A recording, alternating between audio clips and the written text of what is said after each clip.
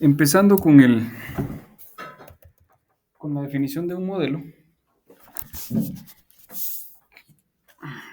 íbamos a estar utilizando los predimensionamientos que ya habíamos trabajado.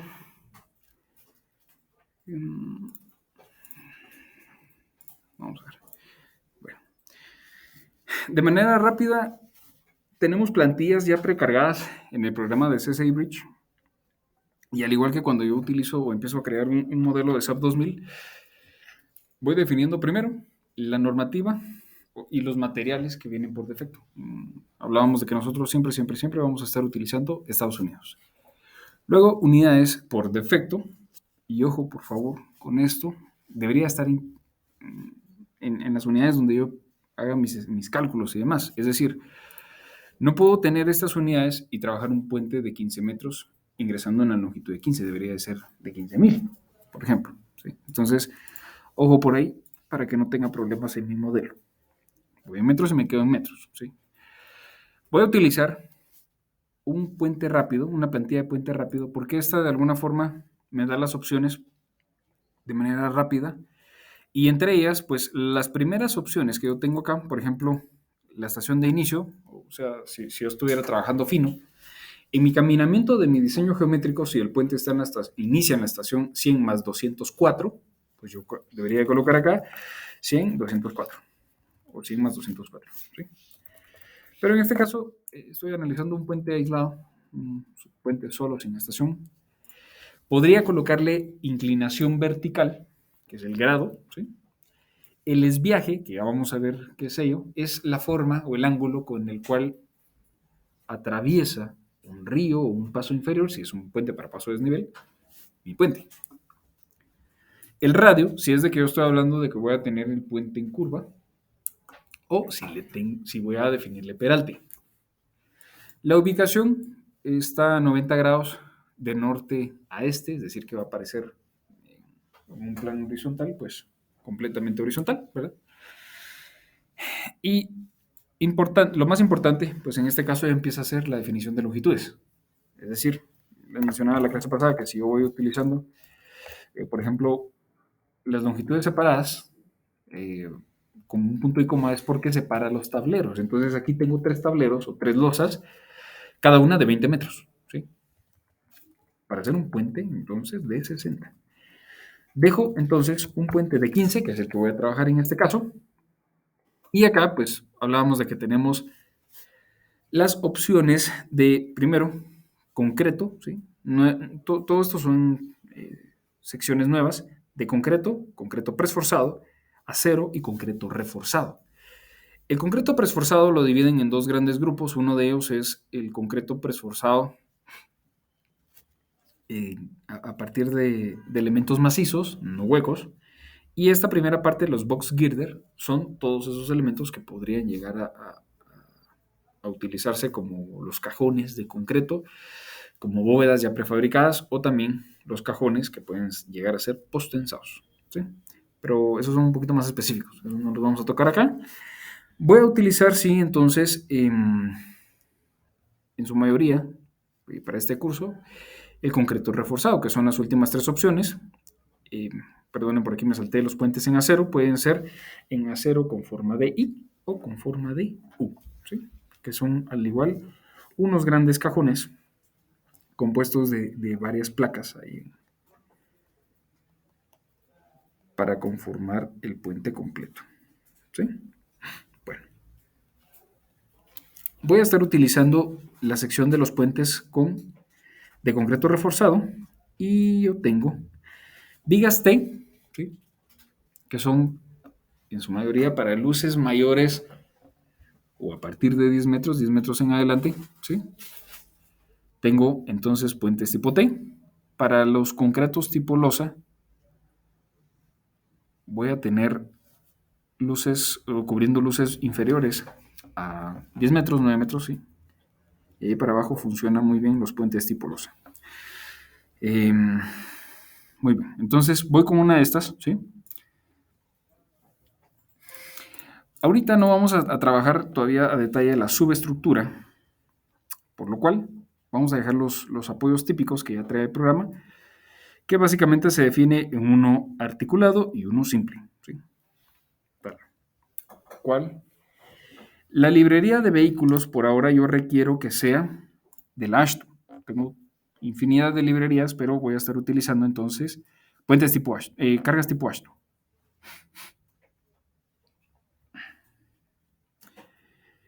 Y tengo los anchos típicos que yo voy a utilizar, pero ojo que esto vamos a ajustarlo más adelante. Por ahora voy a dejar de que en efecto es un puente de 3.6, un carril, perdón, de 3.6 por el tipo de proyecto que voy a estar trabajando. Muy bien.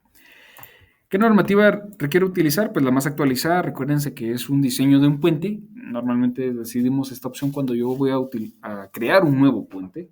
Cuando voy a revisar un puente ya existente con las características del ASTO que haya sido diseñado, pues porque se construyó hace años, seguramente no existía la actualizada. Probablemente la más actualizada en ese entonces fue ASTO del 2007. Entonces me adapto primero a su normativa, reviso y comparo con cómo se va a comportar con la nueva normativa. Voy a utilizar la 2020. Si voy a comparar o revisar qué tan eficiente es el puente, utilizo la opción de Bridge Rating y esto lo que hace es sacar efectivamente el ratio de las piezas o de todo el puente en sí. Voy con el diseño de un puente y por lo tanto sí requiero y activo el que me vaya a generar los requerimientos de diseño, que son básicamente todas las combinaciones que pide Ashton. Entonces, ya habiendo definido esta parte, desde acá yo puedo modificar, bueno, voy a agregar acá y tengo ya cargado un puente de 15 metros. Teclean con la tecla Shift, al igual que un SAP 2000, por ejemplo, un ETAPS, con tecla Shift presionada y control central, puedo hacer rotaciones en vistas tridimensionales. Vamos a agregar aquí una nueva vista. Mismos controles que en SAP 2000. Y, por ejemplo, acá yo tengo el wizard, que es como que la herramienta para llevar una secuencia de pasos, de lo más práctico que se puede hacer, porque todos los puentes pues deben de obviamente pasar una serie de pasos. El layout line fue el que ya definimos, aquí no lo toco. Si me apareciera en curva esta línea, pues obviamente aparecería deflectada. La primera vista es una vista en planta y la segunda, si tuviera pendiente o un puente con curva vertical, aparecería acá. Los materiales. Con un doble clic activo, recordarles que pues si yo iba a utilizar un concreto de alta resistencia, hablemos de que voy a tener concretos preesforzados, pretensados, postensados, debería estar utilizando entonces estos de acá. Me quedo con el grado, concreto de 4000 PSI y a 0 grados 60. Tal vez por aquí voy a agregar el refuerzo a STM a 615, 1 grado 40. Los apoyos, sabemos que cuando estábamos empezando el modelo, cliqueamos en las opciones de subestructura los típicos. Y un típico quiere decir de que voy a tener un apoyo simple y el otro articulado. ¿Sí? Entonces, el pint es ¿cómo se llama? El articulado y el roller es uno simple. Solo tiene reacción vertical. Vamos a dejarlos por ahí. Pero no me interesa en esta sesión, digamos, diseñar todavía la subestructura. Sí necesito modificar el deck section, ¿sí? Y voy entonces a darle un doble clic y voy a empezar modificando la sección. Bueno, en esta opción yo tengo todas las dimensiones, vigas, espesores, altos, anchos, de cada uno de los elementos. Y yo sé que esta pues, va a ser, por ejemplo, parte de una sección típica. Aquí cambio el nombre de esta sección. Es bueno que yo identifique las secciones, perdón, de mi puente. Si ustedes llegan a tener un puente conformado de varios tramos y uno de ellos, por ejemplo, estuviera en curva, obviamente esa sección que tiene un aumento de ancho va a ser diferente a las de tramos rectos. ¿Ok? El material, por defecto, para el slab, para la losa, es un concreto 4000. Si yo estuviera utilizando un concreto presforzado, normalmente utilizo una resistencia de losa de 4000 y la inferior, que son las vigas, que es el material de los girders, de los vigas longitudinales. Normalmente son concretos de más resistencia y aquí los defino. Se funden por separado, ¿verdad? Pero ambas son concreto 4000. Recordando, hablábamos de que este puente es para tener en él 2 carriles. Entonces, yo hablo de que voy a tener un primer tramo de una banqueta conformada por 1 metro, ¿sí? El segundo tramo con otra banqueta dejo 1 metro. De esto ya va, entonces, vamos a ver por acá. La sección del puente está compuesta de una banqueta que tiene 1 metro, ¿sí? Tengo 2 carriles que tiene cada uno 3.6 por 2, 720 y una banqueta final. Y esto tiene entonces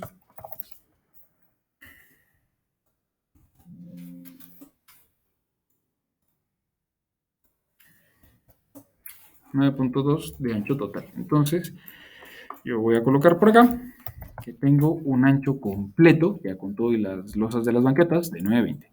Esto ya reduce bastante la separación. Solo ojo que del espacio acá, vamos a hacer una captura rapidito.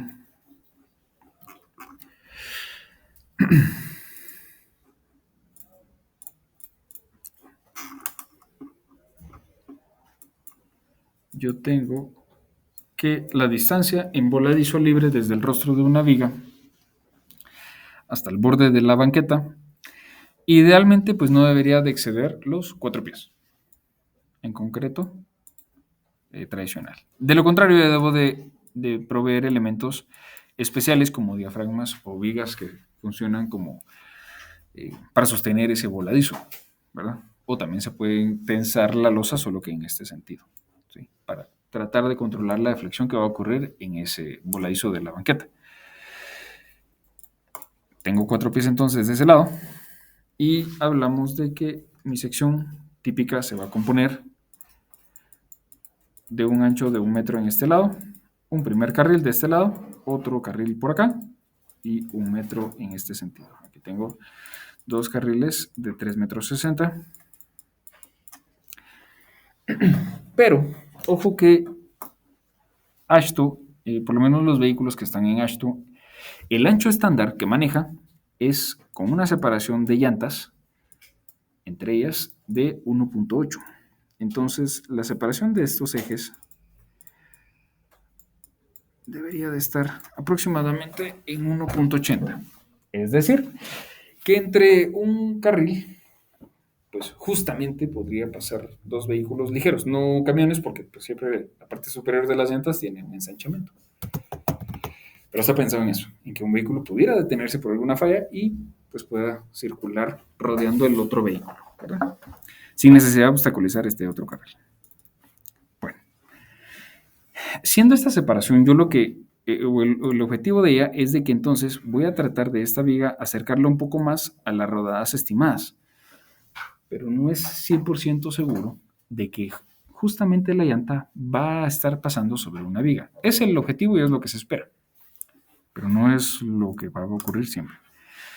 Con esto trato siempre de ubicar mis vigas más al centro que a las orillas. No me sirve de mucho tener una viga longitudinal en una banqueta por la carga peatonal. Es muchísimo inferior a que pase un HL93. Me sirve más tener mis vigas sobre el, o pues debajo de los carriles, ¿sí? Entonces, la separación que tengo L1, que hablábamos no debería exceder los 4 pies, al igual que L2, voy a procurar que ande en el número mayor, que debería de ser de 1.20, digamos. Entonces, L1. Vamos a ver por acá, L1. Debería dar 1.20 y L2. 1.20. Bueno, por lo menos ya tengo pues definidas las alas, los volaizos estos que ocurren acá. Vamos con el espesor. Fíjense que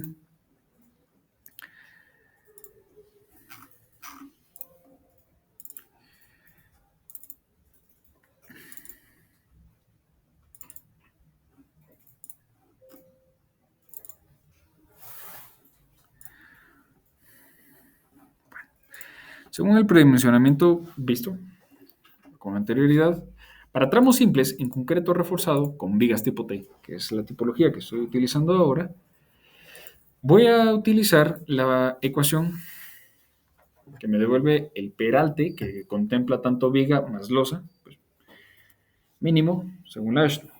Y la ecuación es 0.07 de la luz libre, es decir, el apoyo entre los ejes. Esto me devuelve 1.05 metros de profundidad de espesor completo y nosotros vamos a estar utilizando 1.15, por ejemplo. Recordemos que mencionábamos que es más fácil medir múltiplos de 5 en campo o similar, ¿verdad? También objetivo de hacer predimensionamientos es que sea fácil de medir en obra.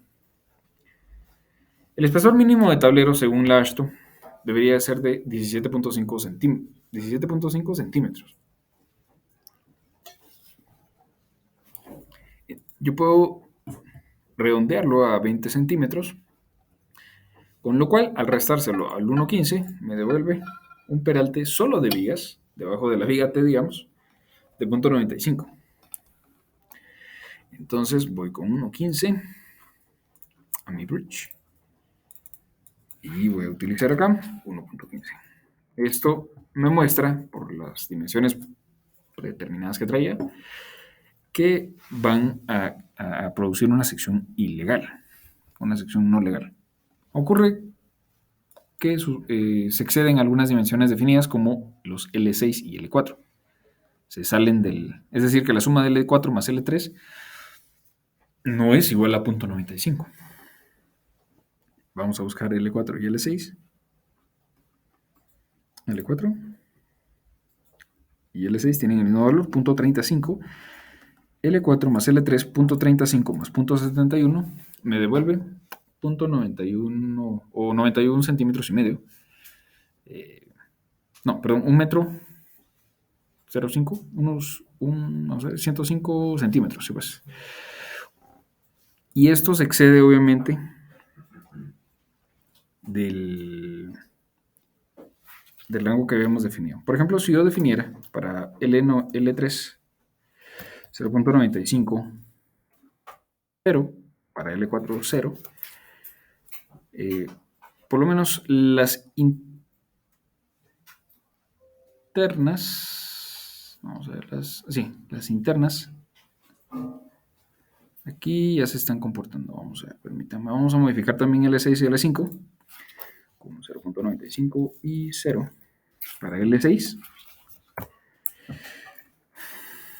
Y bueno, me hace falta también, si ustedes se fijan, ocurre que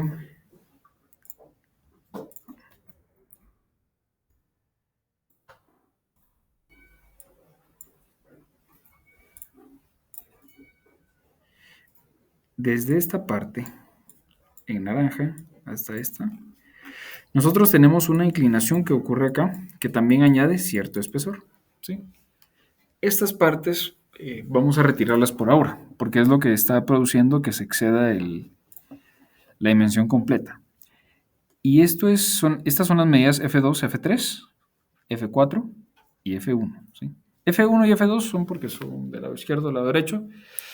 F3, las que le siguen a los lados, a las dimensiones de las vigas externas. Y F4, tanto para las internas, es dimensión horizontal y vertical.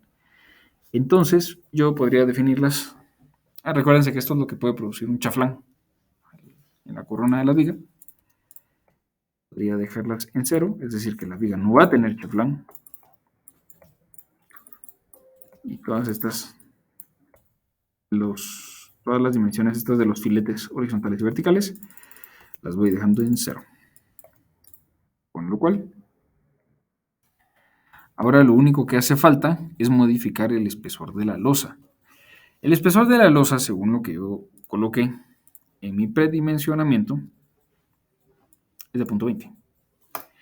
Y el programa me dice acá, por defecto 3.30, pero con los .20 y ya sin el filete ese, mi sección se volvió legal. Vamos a ver. Yo tenía originalmente por acá .35. Mi sección no era legal porque se excedía. Incluso si se fijan en la forma geométrica, no corresponde a un rectángulo. Y ahora, utilizando acá un .20, mi sección se ha vuelto legal, es decir, que no excede ninguna dimensión alguna otra, ¿verdad?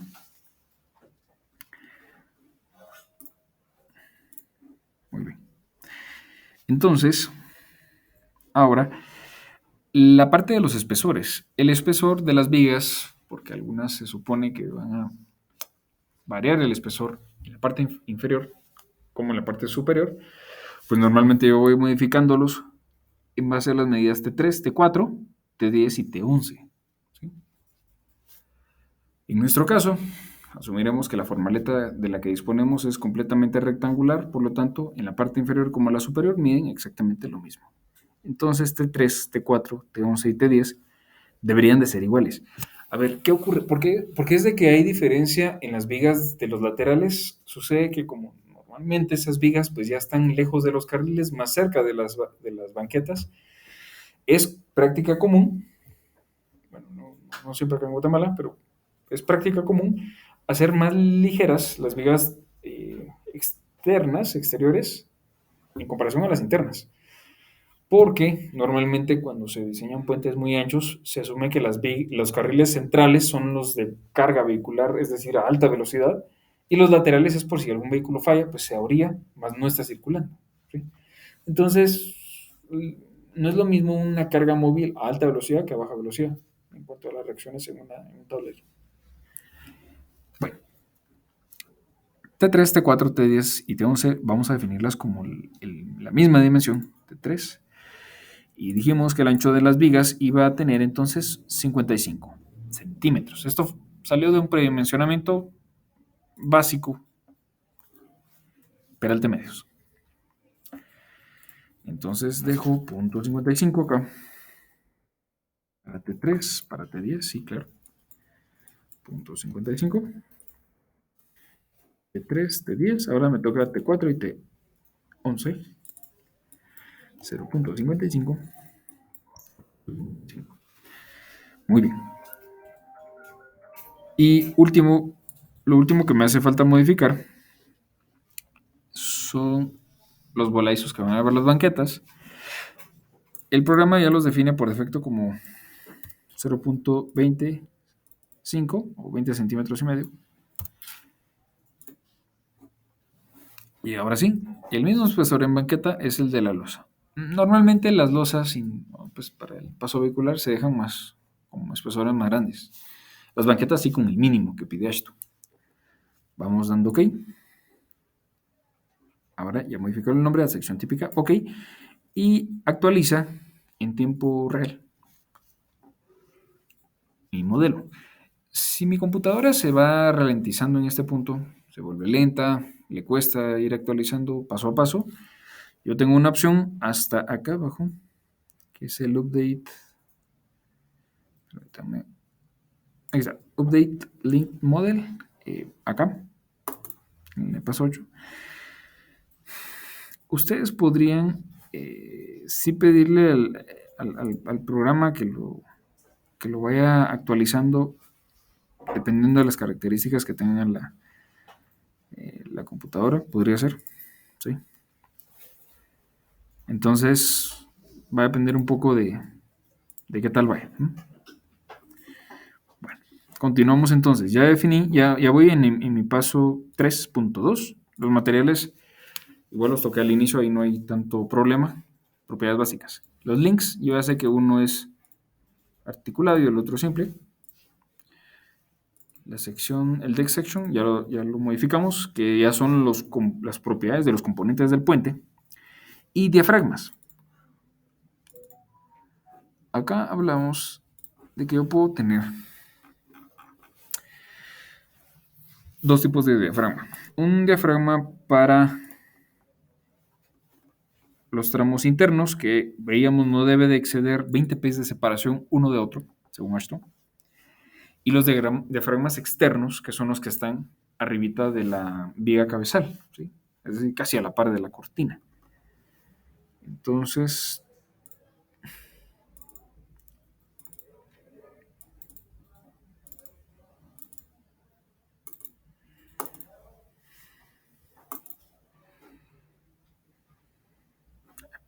bueno, ¿cómo son los diafragmas en los puentes de acero?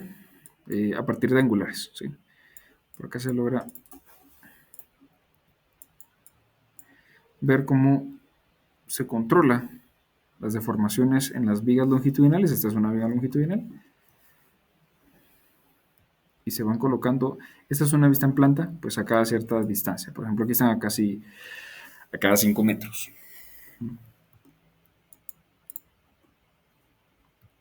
Y ahí van los diafragmas en un puente de acero. En un puente de concreto,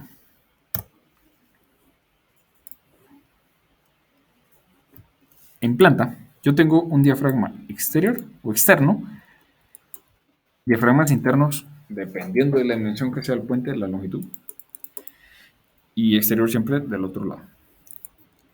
Definíamos que es práctica común hacer el exterior un poco menos robusto para que no tope al momento de que rota los apoyos del puente con viga cabezal o cortina. ¿Sí? Entonces, mínimo, pues medidas mayores a un pie. 35 centímetros pues ya se vuelve aceptable para diafragmas y el ancho pues queda a discreción. 25 centímetros es un estándar, puede ser 20 incluso, hay diafragmas bien esbeltos. Y para los interiores, dependiendo de si se deba controlar la torsión que puede causar la losa, o el armado se deja con él de los diafragmas, pero es práctica común dejarlos separados porque se funden después. Pero va a depender mucho de la torsión. En este caso los interiores tienen 60 centímetros y 30, ¿sí? de ancho. Y en una elevación el diafragma exterior queda en el inicio y en el otro extremo, en el final, y aquí el interno.